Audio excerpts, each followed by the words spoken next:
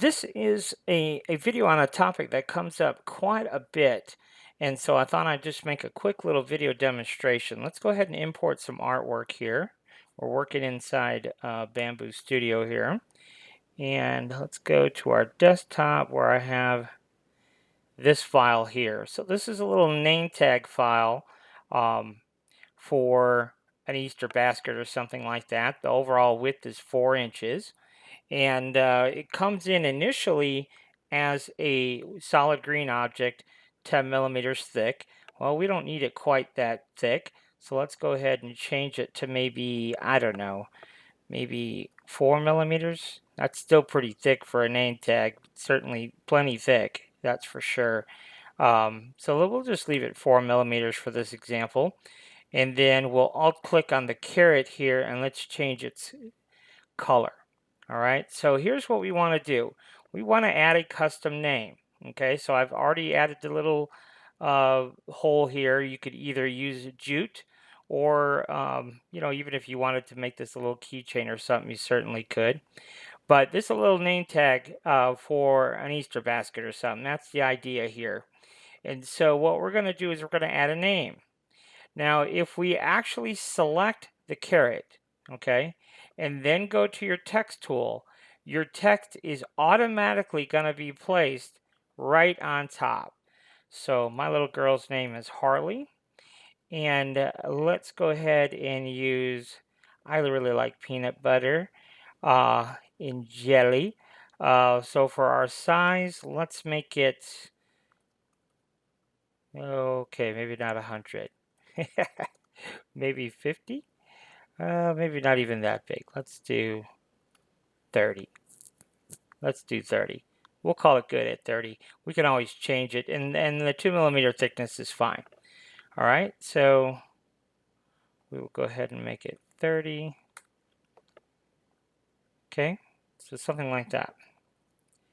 So then we can go ahead and position this, and I don't know, we might even make it a little bit smaller. Let's just grab it here from the corner. We'll make it a little bit smaller. And then let's go ahead and add a new filament color, and let's make it white, because I think I want my text to be white in this example. So then we'll come over here. There we go. Okay, so now our Harley text is sitting right on top of our caret, and that's because we had our caret selected to begin with. Okay, so, but I want to talk a little bit about if you already have an existing object, how we would go about putting text on. So let's just go ahead and get rid of that. And let's do the same thing, but I'm going to right click down here so I have nothing selected. So our text is going to be put on our build plate at this point. Okay, so we will go ahead and we'll just type out a new name, something like Susan, and then let's go ahead and change the color to white. So you see the Susan text is on our build plate and it's 2 millimeters thick. Our caret, I'm going to alt click on our caret and you can see how thick is our caret. Our caret is 4 millimeters. Okay, so this is how you handle the Z height. First of all, we cannot move. Let's see, what do we got going on here? There's that piece.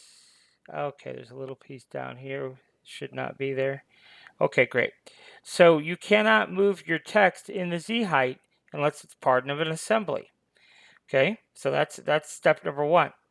And if we collapse, you see we have this and we have this, and this is actually outside the assembly. If we collapse the assembly, you'll see the text is outside. So we're going to control click on this. So now we have both, and then right click. So you have this selected, right click and merge. And now when we close the assembly, you see we don't see any text because the text is inside the assembly. Okay, so now we can alt click on Susan and we can change its Z height. It's currently sitting on the build plate. All right, our caret is sitting on the build plate, but we want to put Susan on top of the caret. So Susan is 2 millimeters thick, half of 2 is 1. Our caret is 4. So when we go to the move tool, the Z height for Susan needs to be 5. The 4 for the caret, and then 1 for half of Susan. And now when we move it over, boom.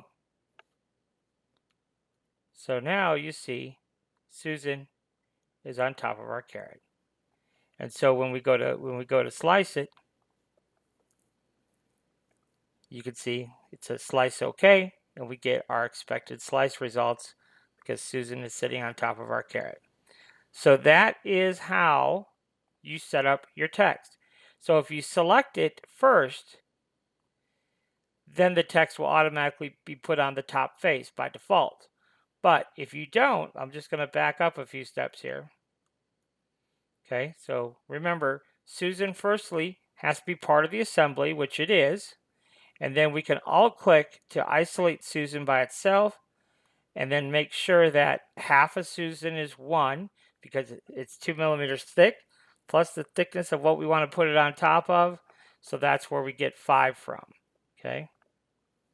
And then we can just set it on top, and you are ready to print. Okay. So that is how you make your little custom key tags, but more importantly, how to set up your text to be on top of whatever it is you want to print. It's half the thickness of your text object, the full thickness of whatever you're putting it on top of, and that, my friend, will be your world coordinate value. So Susan is 2 millimeters, half of 2 is 1, plus our caret was 4 millimeters, and that's why we have it set at 5. Okay, so that's how you take care of that.